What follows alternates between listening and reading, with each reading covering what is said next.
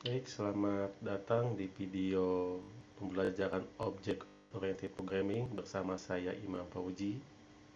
Nah, pada video kali ini saya akan menjelaskan konsep dasar OOP dari lanjutan video sebelumnya. Nah, pada video kali ini saya akan menjelaskan tujuan dari OOP dan mengapa kita menggunakan konsep pemrograman yang menggunakan pendekatan objek. Nah, kita mulai dari tujuan. Nah, tujuan dari Object Oriented Programming ini untuk mempermudah pengembangan program dengan cara mengikuti model yang telah ada di kehidupan sehari. Jadi begini ya, dengan menggunakan OOP, kita bisa menganalogikan suatu pendekatan dengan model kehidupan sehari-hari. Dalam hal ini akan mempermudah dalam pengembangan sistem atau aplikasi. Misalnya ada konsep inheritance atau pewarisan pada OOP. Hal ini berdasarkan analogi model dalam kehidupan sehari-hari. Nah, seperti adanya konsep induk dan anak atau parent dengan children ya, atau superclass dengan subclass.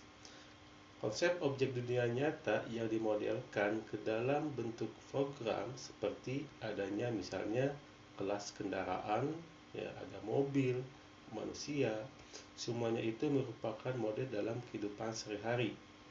Di mana misalnya mobil terdapat suatu ciri yang memiliki sifat dan behavior ya, atau yang kita kenal adalah method. Nah itu ya tujuan dari OP yaitu untuk mempermudah pengembangan program ya dengan cara mengikuti analogi model dalam kehidupan sehari-hari. Dan kemudian untuk memberikan pola pikir dalam mengembangkan program, pola pikir tersebut dipercaya dapat memberikan kemudahan dan fleksibilitas, kemudahan pembuatan, kemudahan dalam pengembangan program dan perawatan program. Nah, untuk memberikan pola pikir atau yang kita kenal adalah paradigma dalam membuat program yang dipercaya ini memberikan kemudahan dalam mendevelop dan melakukan pemeliharaan program.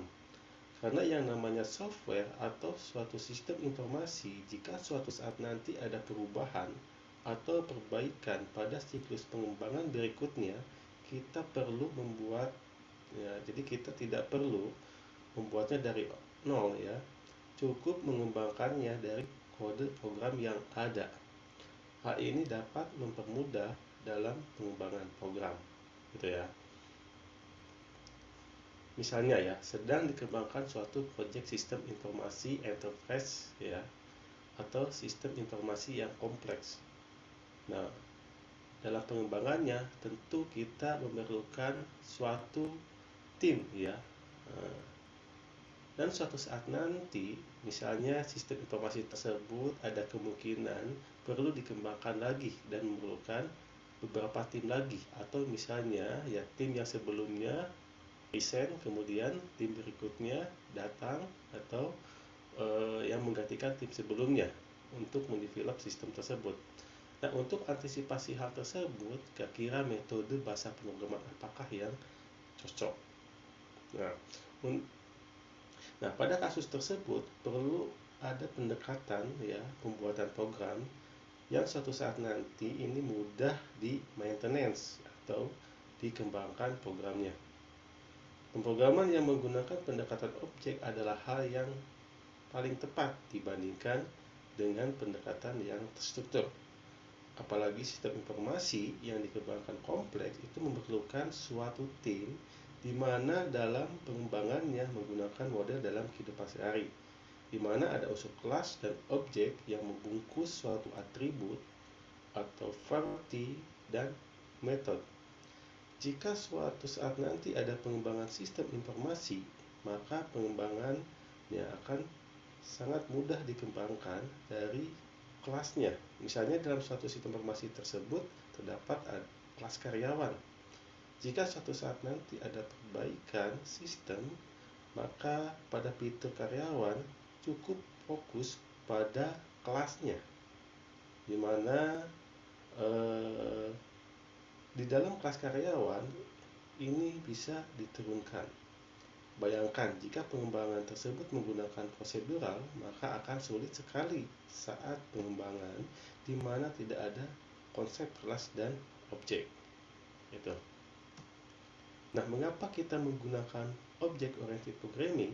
Ya, dengan OOP, kode-kode yang kita buat menjadi lebih rapih dan terstruktur. Ya. Nah, jadi lebih struktur. Statement ini secara tidak langsung sudah saya terbahas ya pada slide sebelumnya, di mana kalau kita menggunakan pendekatan objek, kode program kan disusun berdasarkan nama kelas dan objek, di mana atribut dan metodenya itu akan dienkapsulasi ya ke dalam suatu kelas. Hal ini akan mempermudah ya dan dalam pengembangan sistem, sehingga kode program yang dibuat itu akan tersusun rapih dan terstruktur kelasnya. Kemudian adanya konsep inheritance atau pewarisan antar kelas yang memungkinkan kita memperpanjang fungsi dan manfaat dari kelas yang sudah ada tanpa harus menulis ulang kelas sebelumnya. Ya. Konsep inheritance ini adalah salah satu ciri dari OOP atau PBO. Dengan adanya konsep tersebut, kita bisa memanfaatkan kelas yang ada. Jadi kita nggak perlu menulis ulang kode, ya. Jadi nggak perlu ya kita menulis kode program ya secara berulang. Ya. Nah, kode ulang hal ini akan mempersingkat waktu dalam penulisan kode program. Misalnya kita membuat suatu kelas karyawan yang memiliki atributnya adalah nama, ya, karena dalam kelas atributnya kan ada nama. Ketika kita membuat kelas karyawan tetap dan ingin membuat atribut nama, kita tidak perlu membuat ulang kode atributnya, tetapi cukup menggunakan konsep pewarisannya atau inheritance, ya. Maka konsep inheritance ini akan memperpanjang fungsi property yang sudah ada, yaitu dari kelas superkelasnya. Ya. Kemudian dengan OOP, ya, proses reuse kode yang kita buat untuk project yang hampir sama itu mudah karena kode yang kita buat rapi. Jadi dengan adanya konsep OOP, kode program ini bisa digunakan kembali atau reuse. Nah, ketika kita membuat program yang fungsinya mirip akan sangat mempermudah dalam pengembangannya. Misalnya, penggunaan reuse bisa diterapkan pada konsep MVC. Nah, yang kita kenalkan MVC ini singkatan dari model view controller. Yang kita ketahui misalnya pada PHP framework yang kita kenal misalnya CodeIgniter atau Laravel, sebenarnya konsepnya ini menggunakan OOP. Framework tersebut bisa kita kembangkan menjadi aplikasi lain, misalnya aplikasi portal, e-commerce, dan lain-lain. Ya. Bahkan, misalnya saya ingin mengembangkan aplikasi dari portal melalui sumber kode yang ada, maka akan mudah dikembangkan lagi menjadi jenis portal lainnya. Kemudian kelas memungkinkan kita mengelompokkan, mengklasifikasikan properti dan metode yang serupa fungsinya. Jadi dengan adanya kelas ini, semua fungsi atau metode itu akan dienkapsulasi dalam kelas ya. Begitu juga untuk atributnya, sehingga pengelompokannya ini akan lebih mudah. Nah, misalnya kita akan membuat suatu kelas ya tentang bangun ruang, ya bangun ruang ya. Ada yang namanya kubus ya, kita bisa buat misalnya kelas kubus, kelas balok, kelas tabung gitu ya. Jadi itu akan mudah dalam pengembangan. Kemudian object oriented programming ini sangat cocok pembuatan aplikasi yang besar, Jika membuat aplikasi besar yang memiliki kerumitan tinggi, kita dapat memecahnya menjadi bagian-bagian yang kecil, sehingga kita dapat membaginya menjadi bagian yang kecil yang akan disatukan kemudian. Jadi dengan adanya OV, ya, kita cukup memecahkannya ya dari aplikasi tersebut.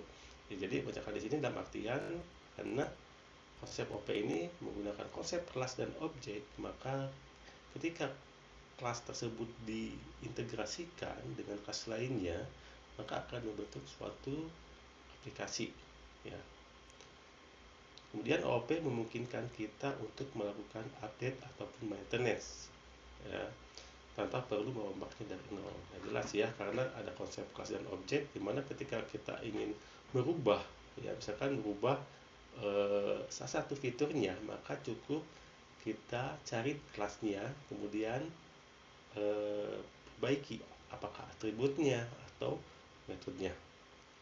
Makanya konsep OP ini akan lebih cocok jika dibuat secara tim ya, karena kita bisa membagikan tugas kepada tim programmer ya, dengan memberikan tugas berdasarkan kelasnya ya, kelas dan objeknya. Kemudian dari kelas-kelas tersebut kita integrasikan dan akan membentuk suatu program. Nah, konsumen itu selalu menuntut perubahan. Perubahan di sana sini akan membuat kita pusing ya, jika harus mengubah berulang-ulang sebagian besar kode. Nah, maka dengan model pendekatan OOP ini, kita tidak perlu menulis baris kode dan bagian-bagian yang dari awal. Misalnya ketika kita mengembangkan satu program ya, misalnya ada kemungkinan si klien ini ya menuntut kita ya, misalnya permintaan yang istilahnya muncul-menclo ya biasanya. Nah, kadang si klien ini yang tadinya minta A kemudian berubah menjadi B, itu bisa itu terjadi. Nah, kalau kita membuat suatu kode program yang sangat terstruktur, itu akan sangat sulit sekali. Ya, sangat sulit sekali. Ya, kita harus menelusuri satu baris kode program ya, sehingga akan membuat kita menjadi pusing ya kalau seperti itu. Tapi kalau misalnya dengan konsep OP ya, karena sudah tersusun secara rapi, maka kita cukup kelas mana yang akan diperbaiki gitu. Nah, contoh analogi lainnya ya dalam memodelkan dan kehidupan sehari, misalkan ya, kalau knalpot yang ingin kita ganti ya, tentu ya bagian knalpotnya saja yang kita cek ya, bukan bagian lainnya, sehingga akan lebih hemat dalam proses perbaikannya. Jadi kita nggak perlu mencari komponen-komponen lainnya gitu. Nah, OP cocok dalam pembuatan aplikasi yang dibuat secara tim. Bayangkan saja ya, ada dua kasus ya, kira mana yang lebih cepat ya kegiatan produksinya. Yang kasus yang A, jika pabrik spare part otomotif akan membuat 1000 rangka motor dulu, kemudian membuat 1000 bodi motor.